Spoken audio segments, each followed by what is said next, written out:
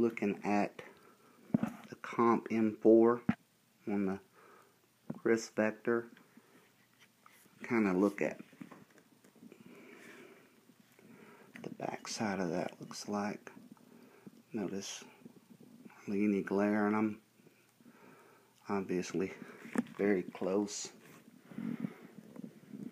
as opposed to what one looks like without the kill flash. And well, that's just the lens too, it's not even on.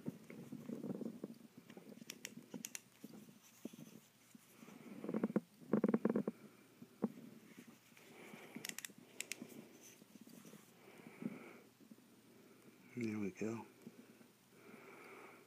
It's a little bit better clarity, but you can see what those are designed for. But we're going to be shooting that against the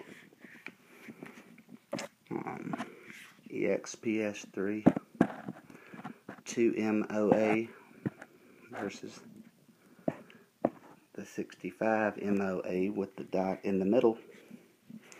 And we're gonna maybe even swap the rifles to see, you know, what shoots better on which one. So I'm gonna try to get to the range this weekend.